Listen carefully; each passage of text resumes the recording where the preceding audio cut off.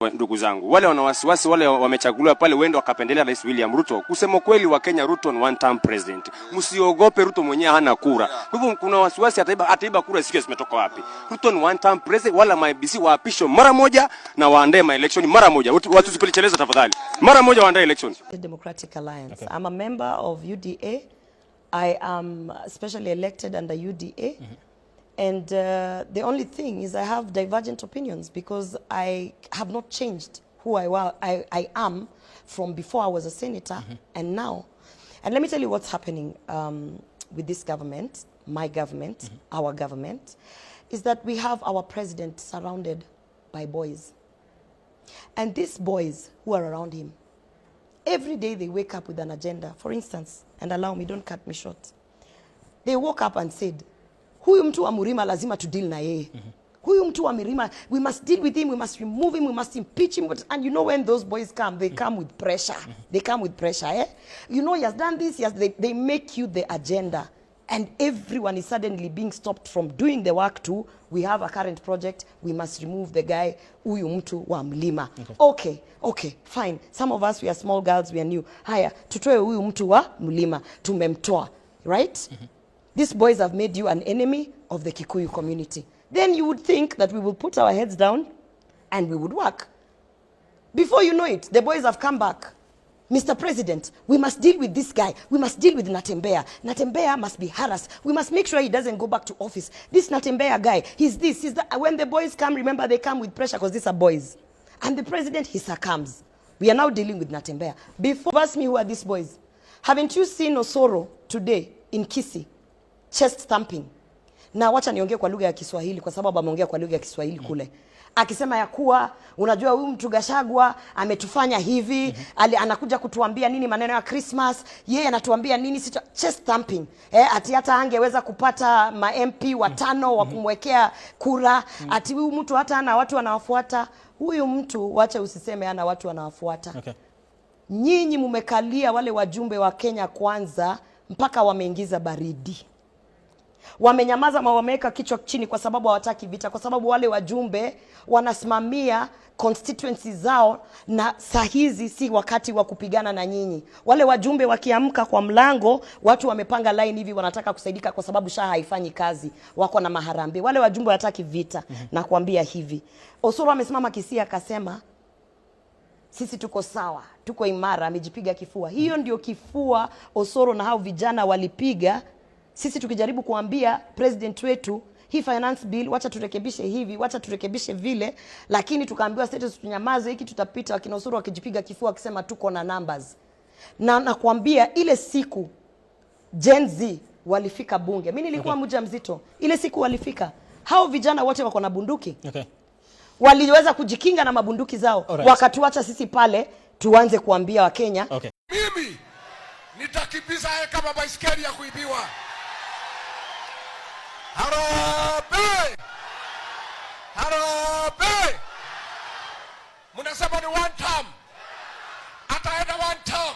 You actually got to impeach him. Are you? Yes, I did. When you look back, do you regret that particular decision or what exactly? I do. I regret it. I regret it. However, even in my impeachment, you can see that when I was impeaching, I was one of the people saying, hey guys, you bring 11 counts and you can't substantiate any of, even 9. It is in my speech of the impeachment. And in fact, I said the only thing that has been substantiated in all the 11 counts is the fact that His Excellency Rigathi Gachagua had, let's say, a movement coming from his community that was misinterpreted by the Kenyans. And the Usiguze Mlima I was one of the people who misinterpreted it. And it instilled some level of fear and divisiveness. And I did say on that one count, which was substantiated, in fact, it was the only count that was substantiated. On that count, I impeached him. And I can tell you this, I've been watching, because I live in this country. I've been watching what has been happening. And that same Rigathi Gachagua, despite starting off at a point of what was perceived as divisive politics, has actually become the person that has united Kenyans. If you look at the group of people surrounding him, I think he sort of got a lesson or two. And now the people surrounding him,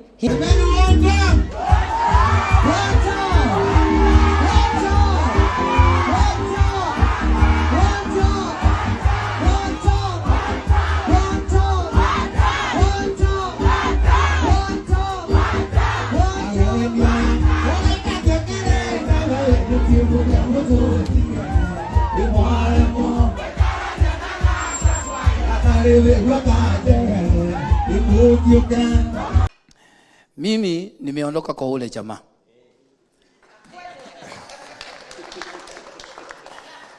Na sababu ya kuondoka kwa huyo jamaa, kitu ya kwanza, ule jamaa hapendi waimbaji. Hapendi waimbaji. Siku anajua ya kwamba wakati ya mazishi ya Sister Moses Kuria alipiga waimbaji wote hiyo siku, akaniendorse. Na hiyo kuniendorse alikuwa anacheza na mimi kisiasa ya kwamba niko na ofisi mbili, ya kwanza State House na hiyo ingine hapa. Na hiyo ilikuwa uongo kwa sababu aligongea kwa public ati Ngaruya ako na ofisi mbili. So mimi nikafurahia na watu wakafurahia Ngaruya amepromotiwa ako juu, na ilikuwa uongo. So mimi nikafikiria wacha nifuate huyu jamaa, at least atanisaidia. Nimeambia Martin wa Janet, kutoka ile siku rais alichukua ushukani, ile siku ya mawakili walitangaza hapa ya kwamba tumewin. That is the day ambaye Ngaruya nilikuwa kwa hii boma hiyo siku. Na huyu jamaa anasema tuko na yeye na tumekaa na yeye.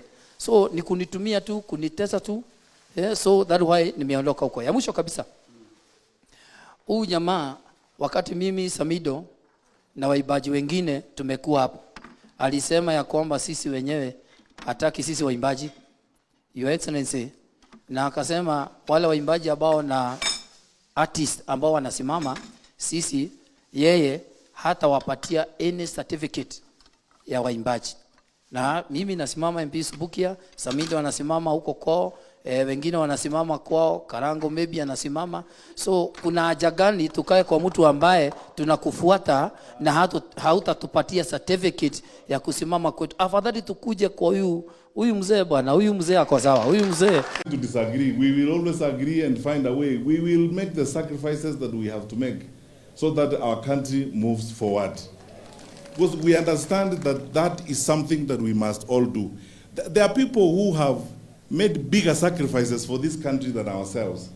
If we had time, I would tell you a conversation we had with Uhuru Kenyatta when he appointed us to the cabinet. Several of us that Uhuru appointed to the cabinet, you know, left international jobs, wengine tulitoka mahali kwingine where we were earning more money than we were going to earn as ministers. Siku ingine tumeenda kwa Uhuru, wale ambao tulipoteza pesa, kwa sababu when we were hired, we thought we were going to be paid a lot of money. When I saw my letter of appointment, The CS has given instructions that instead of arresting the said goons, they disarm my security personnel to give goons free access to me and my supporters in future occasions. Let it be known that our party DCP has organic support, and we do not pay supporters to attend our meetings the way the government is doing to people to attend their meetings. Finally, let me assure the planners of this violence that you will not stop the cause of the people of Kenya. The one-term movement and the DCP party popularity will not be stopped and will not be slowed down. The cause to liberate Kenya is not about Rigathi Gachagua. All the leaders with me. Wasting time and resources to stop me is a zero-sum game. The people of the Republic of Kenya have said that lies must stop, roads must be built, corruption must stop, abductions and extrajudicial killings must stop, education and health systems must work. They are some of the things that are making the people of Kenya restless. We are putting our supporters on high alert that they have the right to express their frustrations if injustice is meted on us. My supporters and I will not be cowed or intimidated by the use of the criminal justice system to manage politics. The drama of waylaying us on roads should be stopped. If the government knows that I have committed a crime known under the laws of Kenya and identified in the penal code, they know all my homes. And I'm here. They know my Wamanyoro home. They don't need to waylay me on the road. Let them just come here, and if we have committed a crime, they can come and arrest me and take whatever action that they want to take. That is the end of the statement. Iko swali? Yes. Yes.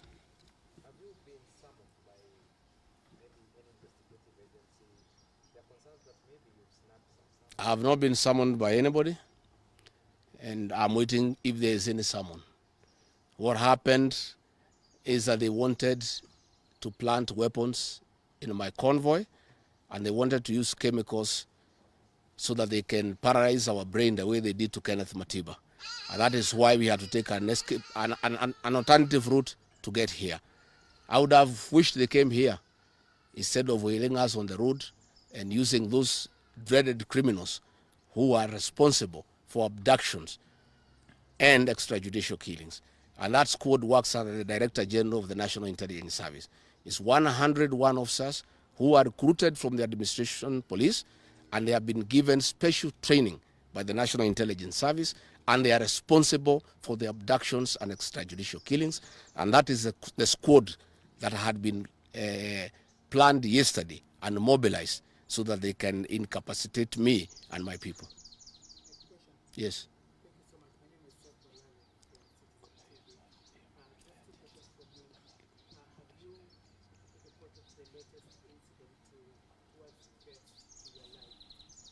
Report to who? These are the same people who want to kill me. How do you report to the people who are planning to poison your mind so that the brain can be paralyzed and then you become a vegetable? I cannot report. And I wrote to the Inspector General of Police and the Director of Criminal Investigations. Instead of answering the issues I addressed, told me to report to the next police station. Yet all these things have happened under the cover of the police. So it is useless to go and report to the police. That is why I'm talking to the people of Kenya, so that if anything happens to me, President William Ruto must be held accountable. And I want to say, when they hounded me out of office, I pleaded with my supporters to stay calm and express their displeasure by singing. That is no longer going to be the case. And my supporters have blamed me for not allowing them to stand up to intimidation and the wrong things that are being done against their leaders. Therefore, our supporters are on high alert, and they will be part of the leadership and ourselves who will be resisting impunity and intimidation by William Ruto and the government.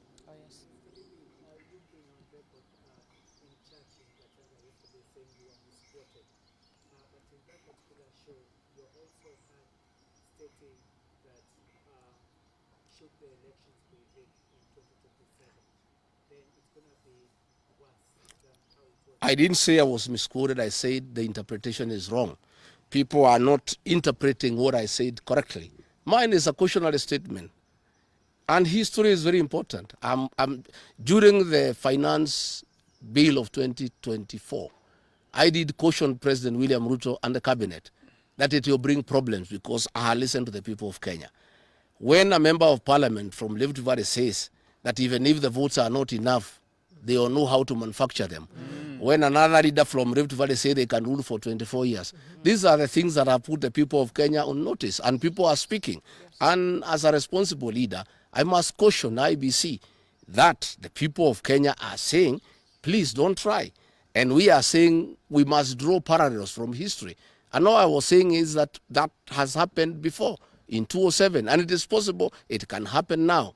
And I was asking IBC to be patriotic enough to make sure they don't put the country into a crisis. That is all I did. I did not ask anybody to cause violence. I did not say people will fight each other. I just said, let's be careful. This has happened before, and it was bad. And from the way people are speaking, it could be worse. That is all I said. Yes, Waweru.